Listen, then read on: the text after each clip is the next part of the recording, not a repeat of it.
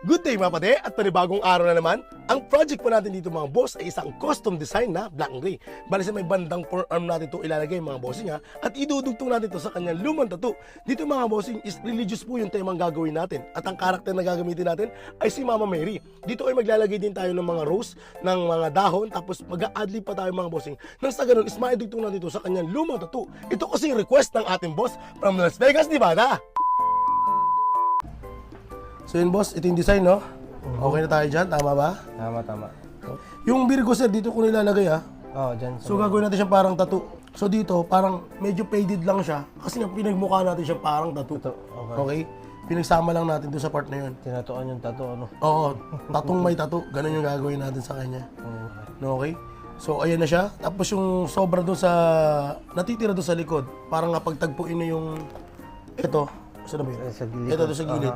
Kasi sure tayo dito na yung pinaka-ano niyan sir eh. Andito yung pinaka-melon ni ano eh. Mama Mary. O paso po talaga maano nga ito eh. So itong part na to, dito magkakaroon ng rose tas yung mga petals niya. Sabay pasok na rin po tayo nung adlib natin dito sa part na to. Dito yung kaninang ginawa natin. Okay tayo dyan. Good. Sige. So bali, ready ko lang tong stencil natin. Sabay setup na ako.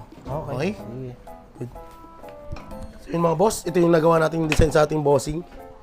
So, meron siyang lumang tattoo dun sa kanyang forearm. So dito sa labas, dito natin siya lalagyan ngayon. So ang problema lang natin is, meron siya ditong sa part na to, kaya medyo baka hindi magpang-abot yung sa may bandang siko. Kasi meron pa siya ritong para siyang allergy na hindi pwede natin galawin. So yun mga boss, ito yung project natin ulit, Black and Gray Custom Design. At ayun na nga, pasado naman po yung nagawa natin design. At dito mga bossing, meron naman tayong kunting problema. Gawa ng meron pong allergy yung ating bossing doon sa part ng ating tatatuan. Dito ay kinausap natin siya na pansamantala muna natin hindi maidudugtong yung kanyang bagong tattoo doon sa kanyang lumang tattoo sa bandang ibabaw naman mga bossing. Buti na lamang po ay pumayag siya at naipaliwanag na sa kanya na posible kasi magkaroon pa ng malaking problema kapag ginawa natin yun at pinush natin yun. So yun mga boss, ito yung project natin ngayong araw. Bali meron tayo rito ang half sleeve na custom design, black and gray. So dito mga bossing, meron po siyang old tattoo. So ang gagawin natin ay dudugtungan lang natin para maisarado na to at maging half sleeve wrap around. Actually meron na rin po siyang tattoo sa ibabaw. So pagtatagpuin lang natin yan mga bossing. At ito yung request ng ating bossing from Las Vegas, Nevada. Las Vegas, Nevada. Alright. So muli mga bossing, custom design na black and gray. Game. At ayun na nga, game na tayo. So dito mga bossing, nabanggit po na meron pong allergy yung ating bossing. So dito ay kinausap natin siya na pansamantalang hindi muna nito maidudugtong doon sa kanyang lumang tattoo kasi nga meron po siyang allergy sa part na yon. At iniiwasan natin na huwag itong matamaan kasi baka mamaya mga bossing is lalo pa pong lumala kapag ito ay tinamaan ng karayom. Sir Lloyd, ano pa ba yung mga iniiwasan dito kapag ganitong meron tayong mga ganyang klase ng eksena? Halimbawa na lang mga bossing, meron po kayong tatatuan tapos meron siyang buhay na nunal mga bossing. So sa part na yun mga bossing, para sa akin ay iniiwasan ko po yun kasi hindi ko po alam yung magiging reaksyon nito kung sakaling tatamaan ko to ng karayom. At kung sakali naman po meron kayong nakita doon na sugat ng ating bossing na medyo magaling na pero napapansin nyo na namumuti-muti pa mga bossing, yun din po yun mga bossing. Hindi ko rin po yung pinapatamaan ng karayom. Gawa nga po mga bossing na mukha lang po siyang magaling pero yung ibabaw nun mga bossing ay hilaw pa. Kaya pag tinamaan ng karayom yung mga bossing ay posible po ulit na maging sugat yun at lalo pa pong mapapasama yung gagawin yung project. So dito mga bossing is kausapin nyo pong maigi yung ating bossing.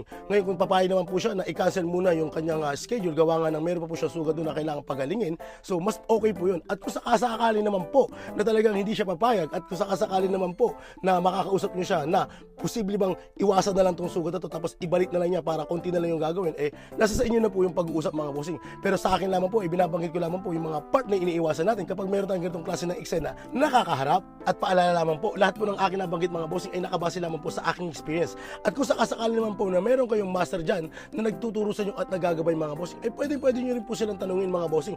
Nang sa ganun, alam nyo rin po o matagdagan pa po yung mga kaalaman ninyo kung sakasakali makakaharap kayo ng mga ganitong klase ng eksena. At syempre gusto kong pasalamatan pala yung mga kaibigan natin dyan na patuloy pa po na sumusubaybay sa atin. Gaya na lagi kong binabanggit mga bossing lalo na doon sa mga kaibigan natin na nagsisimula pa lang sa pagtatato. Itong mga ginagawa nating content mga bossing o yung ginagawa nating mga video ay pwede nyo pong panoorin at kunin nyo po lahat ng inyong mapapakinabangan mga bossing.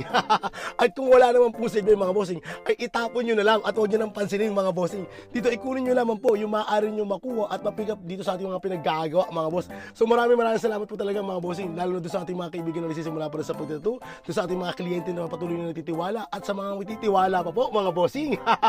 Dito mga bossing ay gusto ko lang po talaga i-share yung aking kaunting nalalaman, lalo na doon sa ating mga kaibigan na nagsisimula pa lang sa pagtatato. Halimbawa na lang meron silang katanungan mga bossing at kayang-kaya naman po natin sagutin mga bossing, ay dito gumagawa tayo ng simpleng video na para maipaliwanag naman po yun sa aking simpleng paraan. So sana po ay nakakatulong itong ating mga simpleng video mga bossing ha.